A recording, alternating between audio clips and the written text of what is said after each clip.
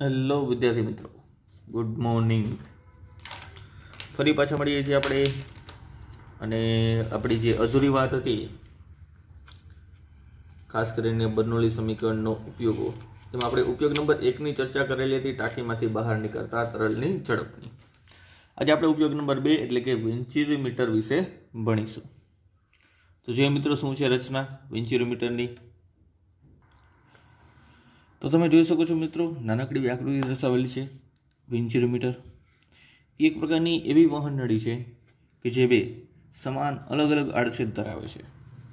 સમાન તરલના વહન માટે અલગ અલગ આડછેદ ધરાવે છે. એટલે એક મોટો આડછેદ છે આ જગ્યાએ, અને એક નાનો આડછેદ છે આ જગ્યાએ. અત્યારે મેં ડોટેડ લાઈન વડે વહન નળીની અંદર ધારા રેખાઓની ગીચતા અલગ અલગ આડછેદ પાસે અલગ અલગ રીતે દર્શાવેલી છે. એટલે આ તરલનું વહન ધારા રેખા ઉપરથી દર્શાવેલું છે. અહીં ગીચતા ઓછી છે, અહીં ગીચતા વધારે છે. એટલે આપણે જાણીએ છીએ કે જે જગ્યાએ ગીચતા વધુ હોય ત્યાં તરલનો વેગ વધારે હશે, અને જ્યાં ગીચતા ઓછી હશે ત્યાં તરલનો વેગ કેવો હશે મિત્રો? ઓછો હશે. ક્લિયર? આનો ઉપયોગ જનરલી વેન્ચુરીમાંથી પસાર થતા જે અદબનીય તરલ છે એની વહનની ઝડપ માપવા માટે વપરાતો હોય છે. એટલે કે ધારો કે આડછેદનું ક્ષેત્રફળ A1 છે, આડછેદનું ક્ષેત્રફળ A2 છે. આમાંથી પસાર થતા તરલનો વેગ આપણે વિચારી લઈએ V1 છે, અને આમાંથી પસાર થતા તરલનો વેગ V2 છે. તમને વેન્ચુરીમીટરમાંથી પસાર થતા તરલની ઝડપ પૂછે એટલે તમારે V1નું મૂલ્ય મેળવવાનું જનરલી હોય છે. પ્લસ બંને જગ્યાએ આડછેદનો તફાવત હોવાથી, ક્ષેત્રફળનો તફાવત હોવાથી બંને જગ્યાએ દબાણના મૂલ્ય પણ કેવા હશે? અલગ અલગ. ધારો કે આ જગ્યાએ ઉત્પન્ન થતું દબાણ P1 છે અને આ જગ્યાએ ઉત્પન્ન થતું દબાણ P2 છે. તો અહીંયા દબાણના તફાવતનો પણ ઉપયોગ તમારે કરવાનો છે. ક્લિયર? તો વેન્ચુરીમીટરની સાદી એવી રચના અહીંયા દર્શાવેલી છે. હાલમાં સંદર્ભ સપાટીથી બંને સમાન ઊંચાઈ રહેલા છે. તો સંદર્ભ સપાટી અહીંયા ધારો કે દોરી દઉં તો જેટલો આડછેદની ઊંચાઈ આ થશે એ આડછેદની ઊંચાઈ આ થશે. તો બંને માટે H1 અને H2 બંને કેવા છે? સમાન છે. ક્લિયર? તો અહીંયા આવી જ રચનાને શું કહેવાય છે મિત્રો? વેન્ચુરીમીટર. આ નળીને કહેવાય છે વેન્ચુરીમીટર. આમાં કંઈ ખાસ નવું કંઈ છે નહીં. તો અમુક ક્રમે આપણે લખી દઈએ કે આ છે આડછેદ નંબર 1, આ છે આડછેદ નંબર 1 અને આ છે આડછેદ નંબર 2. તો આડછેદ 1 માટે આડછેદ નંબર 1 પાસે ક્ષેત્રફળ A1 બરાબર, એનું કેપિટલ લેતા ધારો કે કેપિટલ લે. પછી આડછેદ નંબર 1 પાસે વેગ V1 છે, દબાણ P1 છે, ઊંચાઈ આડછેદ નંબર 1ની ઊંચાઈ સંદર્ભ સપાટીથી કેટલી છે? H. ક્લિયર? અથવા તો H ડેશ તારી લો, કોઈ પણ ચાલો, H ડેશ તારી લો. સેમ વસ્તુ આડછેદ નંબર 2 માટે પણ હું લખી શકું. તો કે યસ, કઈ રીતે? તો કે ભાઈ આડછેદ નંબર 2 માટે ક્ષેત્રફળ પેલું આવશે, ક્ષેત્રફળ A2. ધારો કે એનું નાનો આડછેદ હોવાથી તેનું ક્ષેત્રફળ નાનો A ધારી લઉં છું. તે જગ્યાએ વેગ V2 છે, દબાણ શું છે? P2, અને તેની ઊંચાઈ પણ સંદર્ભ સપાટીથી કેટલી છે? H ડેશ છે. ક્લિયર? તો આપણે ક્વેશ્ચન એવો છે, આપણે શોધવાનું છે V1નું મૂલ્ય. તમને એમ પૂછે વેન્ચુરીમીટર એટલે કે વેન્ચુરીમીટરમાંથી પસાર થતા તરલની ઝડપનું સૂત્ર મેળવો. તો વેન્ચુરીમીટરમાંથી પસાર થતા તરલની ઝડપ એટલે V1નું મૂલ્ય તમારે અહીં મેળવવાનું રહેશે. ક્લિયર? તો ક્વેશ્ચન એવો રહેશે, લખી દઉં. ક્વેશ્ચન કઈ રીતે પૂછાય? વેન્ચુરીમીટરમાંથી પસાર થતા તરલની ઝડપ. એટલે તમારે શોધવાનું છે V1. શું શોધવાનું છે? V1. એ શોધવા માટે આપણે બર્નોલીના સમીકરણનો તો ઉપયોગ કરીશું, પરંતુ સાથે સાથે આપણે સાતત્ય સમીકરણનો પણ ઉપયોગ કરીશું. કારણ કે આપણે V2 નથી જોતું, તો આપણે V2 ને V1ના સંદર્ભમાં કન્વર્ટ કરવા માટે સૌ પ્રથમ આપણે ઉપયોગ કરીશું સાતત્ય સમીકરણનો. તો લખી દઈએ મિત્રો, સાતત્ય સમીકરણ પરથી ચલો સાથે સમીકરણ વાપરો અલગ અલગ આડછેદના ક્ષેત્રફળ માટે અને અલગ વેગ માટે. તો આપણને ખબર છે a1 v1 બરાબર a2 v2. તો a1 ની જગ્યાએ હું લખી દઉં છું ખાલી a, v1 is equal two a2 ની જગ્યાએ લખી દઉં છું ખાલી સ્મોલ a ઇન્ટુ v2. અને જો આમાંથી v2 ને કરતા બનાવીએ આપણે તો v2 બરાબર થશે a by a capital A by small a into v1. તો આપણે v2 ને કન્વર્ટ કરી નાખીશું એમાં v1 ના સંદર્ભમાં. હવે આપણે ઉપયોગ કરવાનો છે બર્નોલીના સમીકરણનો બંને અલગ અલગ આડછેદ માટે અલગ અલગ દબાણના તફાવત માટે. લખીએ હવે નેક્સ્ટ બર્નોલીના સમીકરણ પરથી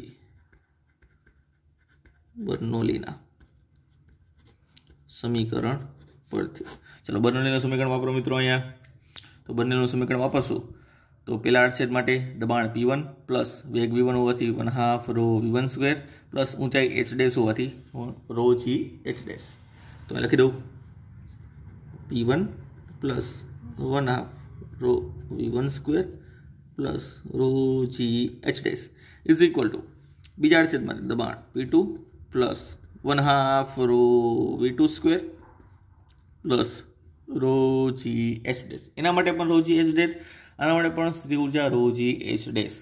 તો આ બંને જે છે એ કેન્સલ થશે, તો માત્ર આટલું જ પદ વધશે. ક્લિયર? આમાંથી આપણે શોધવા શું માંગીએ છીએ મિત્રો? તો આપણે શોધવા માંગીએ છીએ v1. તો ધીમે ધીમે એને કરતા પણ બનાવતા જશું અને v2 ની કિંમત પણ અહીં મૂકતા જશું. ચલો તો સૌપ્રથમ હું પહેલાં v1 ને કરતા બનાવવાની ટ્રાય કરું. v1 ને કરતા બનાવવાની ટ્રાય કરશો તમે મિત્રો તો તમારે આ p1 ને પેલી બાજુ ખસેડવો પડશે. ચલો ખસેડી દઈએ. એમાં શું છે 1/2 rho v1 square p2 minus p1 થઈ જશે. p1 પેલી બાજુ એટલે p2 minus p1 plus 1/2 rho v2 square. Okay done. 2 પણ આની સાથે ગુણાશે અને રો ડિવાઈડ થશે. 2 ગુણાશે, રો શું થશે? ડિવાઈડ થશે. ચલો તો 2 ગુણી નાખીએ તો v1 સ્ક્વેર બરાબર 2 ગુણી નાખો એટલે 2 કૌંસમાં p2 માઇનસ p1 2 કૌંસમાં p2 માઇનસ p1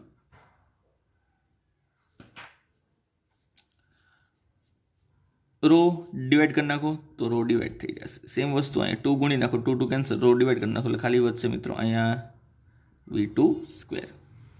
શું વધશે મિત્રો? v2 square. હવે v2 ની કિંમત તમારી પાસે છે કાંઈક a by a into v1. ચલો મૂકી દો ફટાફટ. 2 p2 માઇનસ p1 છેદમાં રો વત્તા v2 નો સ્ક્વેર એટલે આ પદનો સ્ક્વેર.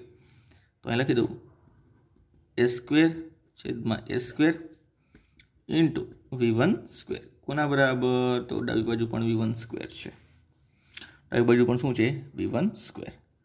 ચલો હવે હું પેજ ફેરવું છું અને આ સમીકરણ યાદ રાખીશું. હવે ડાબી બાજુ પણ v1 સ્ક્વેર છે, જમણી બાજુ પણ v1 સ્ક્વેર છે. તો બંનેમાંથી આપણે v1 સ્ક્વેર કોમન કાઢીશું અને ખાલી એક v1 સ્ક્વેરને કરતાં બનાવવાની ટ્રાય કરીશું.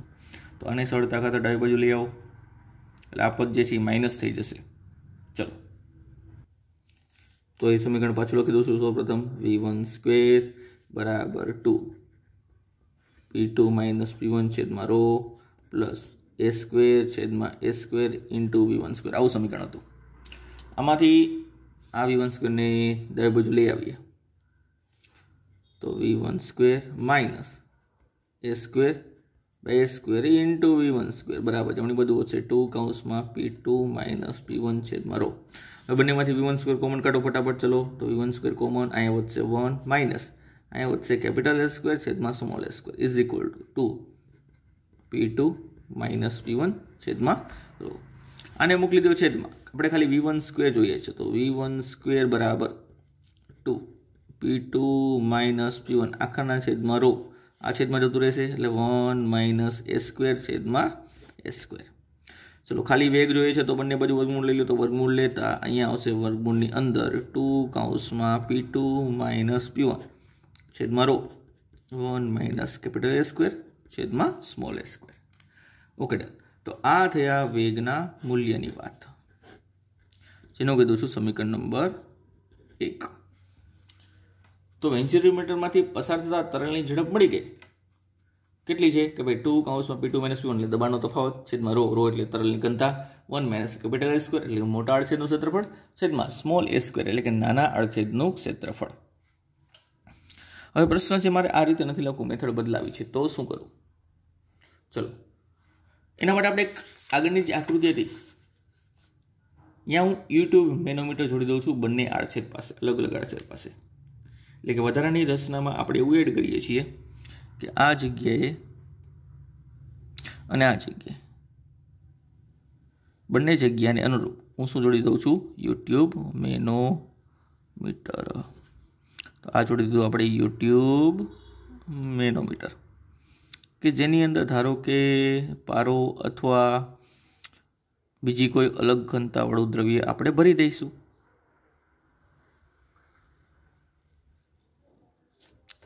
ચલો અહીંયા કોઈ આપણે રો એમ ઘનતાવાળું તરલ ભરેલું છે, આપણે એવું વિચારીએ રો એમ ઘનતાવાળું તરલ, આની ઘનતા રો છે, આની ઘનતા ધારી આપણે રો એમ. હવે શું થશે મિત્રો? ખાસ જોજો, બંને આડછેદ માટે દબાણ સમાન નથી. આપણે જાણીએ છીએ કે જ્યાં આડછેદ મોટો હોય ત્યાં દબાણ વધુ હોય, જ્યાં આડછેદ નાનો હોય ત્યાં દબાણ ઓછું હોય. તો આકૃતિમાં દર્શાવ્યા પરથી અથવા તમે લખી દે આકૃતિ પરથી તમે લખી શકો કે P1 ગ્રેટર દેન શું છે? P2 છે. કારણ કે આપણે એક સંબંધ સરસ મજાનો આગળ મેળવી ચૂકેલા છે, એટલે વારંવાર યાદ નથી કરવો કે ભાઈ ઇન શોર્ટ આપણે આટલું યાદ રાખવું, એ ચલે છે 1/v ચલે છે P. અલગ અલગ આડછેદ માટે તરલના વહન માટે આટલી વસ્તુ તમારે કોમન યાદ રાખવાની, એટલે તમારા બધા ડાઉટ જે છે સોલ્વ થઈ જશે. વિચારો, આ જગ્યાએ દબાણ વધારે છે અને આ જગ્યાએ દબાણ ઓછું, એટલે આ ભૂજામાં દબાણ વધારે અનુભવાશે, આ જગ્યાએ દબાણ ઓછું અનુભવાશે. તો શરૂઆતમાં જ્યારે આની અંદર કોઈ તરલ ભરેલું હોય તો બંને ભૂજામાં એ તરલની હાઇટ એટલે કે ઊંચાઈ સમાન મળતી હોય, પરંતુ આ જગ્યાએ તેને ફોર્સ મળતો હોય એટલે કે દબાણ મળતું હોય, તો અહીંયાથી તરલ નીચું જશે અને અહીંયા તરલ શું આવશે? ઉપર આવશે. તો તેની ઊંચાઈ કંઈક આવી મળશે આપણને, અહીંયાથી નીચે અને અહીંયાથી ઉપર. તો તરલ પછી આટલા ભાગમાં ભરેલું છે તે રીતે દર્શાવી શકાય. અને બંને વચ્ચે એટલે કે બંનેની મુક્ત સપાટી વચ્ચે h જેટલો હાઇટ ડિફરન્સ ઉત્પન્ન થશે, એટલે ઊંચાઈનો તફાવત ઉત્પન્ન થશે. તો અહીંયા ઊંચાઈનો તફાવત પેદા થવાનું એકમાત્ર રીઝન, એકમાત્ર કારણ કોણ છે? તો તેનું એકમાત્ર કારણ છે મિત્રો, આ બંને જગ્યાએ બંને આડછેદ પાસે જે દબાણ તફાવત હતો એના લીધે આ તરલની અંદર h જેટલો હાઇટ ડિફરન્સ એટલે કે ઊંચાઈનો તફાવત આવ્યો. અને h ને અનુરૂપ એટલે કે આ h ને અનુરૂપ તમે દબાણ તફાવત તમારે શોધવું હોય તો તમને ખબર છે એક સરસ મજાનું સૂત્ર છે, ઊંચાઈને અનુરૂપ દબાણ તફાવત એટલે કે P = ρgh. અહીંયા ρgh ની જગ્યાએ મારે લખવું પડશે ρmgh, કારણ કે ઘનતા આપણે ધરાયેલી છે ρm, એટલે આપણે લખી લઈશું ρmgh. ચલો, તો એ દબાણ આપણે શોધવું છે અને એ દબાણ કેટલું હશે? તો કે આ બંને આડછેદના દબાણ તફાવત જેટલું હશે, કારણ કે આ દબાણ તફાવત છે તો જ હાઇટનો ડિફરન્સ છે. તો આપણે લખીએ આ બંને જગ્યાએ દબાણ તફાવત એટલે કે P1 - P2 અથવા તો P2 - P1.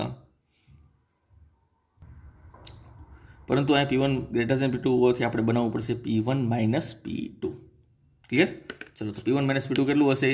P1 - P2 હશે ρmgh જેટલું.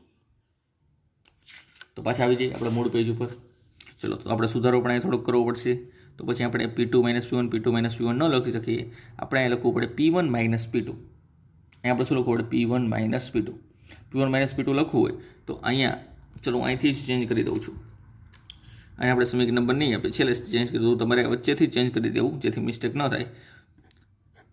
હું અહીં લખી નાખું છું P1 - P2, તો આગળ માઇનસ આવે, યસ. તો આને જો ઉલટાવું a² - a² -1, તો અહીં અગેન માઇનસ આવે, તો માઇનસ શું થઈ જશે? પ્લસ થઈ જશે. ક્લિયર? તો સમીકરણ નંબર 1 તમે આને પણ કહી શકશો, આ પણ શું થશે? સમીકરણ નંબર 1. ક્લિયર? હવે અહીંયા જે દબાણ તફાવત છે, હમણાં આપણે વેન્ચુરીમીટરની વાત કરી, એટલે કે આકૃતિ મુજબ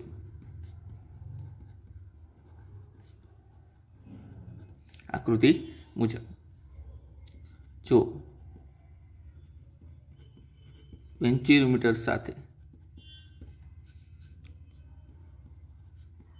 ρm ઘનતા ધરાવતું યુટ્યુબ મેનોમીટર જોડવામાં આવે તો તેમાં h ઊંચાઈને અનુરૂપ દબાણ તફાવત ઉત્પન્ન થશે. જેનું મૂલ્ય કેટલું હોય તો કે જેનું મૂલ્ય p, ધારો કે એનો p વડે દર્શાવો તો p નું મૂલ્ય હશે ρmgh. હવે આપણે જાણીએ છીએ આ ઉદ્ભવવાનું કારણ જ માત્ર એક છે કે બંને આડછેદ પાસે દબાણ તફાવત મીન્સ કે દબાણ અલગ અલગ હતા. તો આની જગ્યાએ હું સરળતા ખાતર p ની જગ્યાએ લખી શકું p1 - p2 is equal two ρmgh. આ છે તો આ છે, p1 - p2 છે તો આ છે, બાકી નથી. તો સમીકરણ નંબર જે 1 મળ્યું છે તમને ફાઇનલી આ એમાં સુધારો કરીને p1 - p2 ની જગ્યાએ હું આવું લખી શકું. તો હવે નવો વેગ કંઈક આવો મળશે સમીકરણ નંબર 1 પરથી. ચલો મારે શું કરવાનું છે, કાંઈ નહીં, માત્ર અહીં કિંમત મૂકવાની છે. v1 બરાબર √2 p1 - p2 ની જગ્યાએ ρmgh છેદમાં કેપિટલ s² છેદમાં s² -1. ઘણી વખત સરળતા ખાતર આપણે લસા લઈને આવું પણ લખી શકીએ 2 ρmgh s² ની સાથે ગુણાય, આંકડા છેદમાં s² અંશમાં જતો રહે એટલે અહીં આવશે s² છેદમાં કેપિટલ s² -s². તો આ થયું વેગનું મૂલ્ય પણ ક્યારે કે જ્યારે વેન્ચ્યુરોમીટર જોડેલું હોય ત્યારે, અને આ થયું વેગનું મૂલ્ય ક્યારે કે જ્યારે વેન્ચ્યુરોમીટર ન હોય ત્યારે. ક્લિયર? સોરી, યુટ્યુબ ન હોય ત્યારે. વેન્ચ્યુરોમીટરમાંથી પસાર થતો તરલનો વેગ છે તો વેન્ચ્યુરોમીટરને થોડું કાઢી નાખશું આપણે. યુટ્યુબ મેનોમીટર ન હોય ત્યારે આ વેગ, યુટ્યુબ મેનોમીટર હોય ત્યારે આ વેગ. આનો એક સરસ મજાનો દાખલો પણ છે જે તમારે યાદ રાખવાનો છે મિત્રો. ક્લિયર? ઉદાહરણ નંબર છે લોહીનો વેગ કરીને, આના પછીનું તરત જ તે માત્ર સૂત્ર આધારિત દાખલો છે. તમને જો બધો ડેટા આપેલો હોય તો સૂત્રની મદદથી તમે દાખલાનું સોલ્યુશન કરી શકો. પણ એની હમણાં ચર્ચા નથી કરવાની. હજુ આપણે એક સરસ મજાનો બીજો ટોપિક પણ ચર્ચા કરવાનો છે, ડાયનેમિક લિફ્ટ. ડાયનેમિક લિફ્ટની ચર્ચા કરીશું મિત્રો નેક્સ્ટ લેક્ચરમાં. આજે માત્ર ઉપયોગ નંબર 2 અહીંયા સીમિત રાખીએ. ક્લિયર? તો મળીએ મિત્રો નેક્સ્ટ લેક્ચરમાં એક નવા ટોપિક સાથે.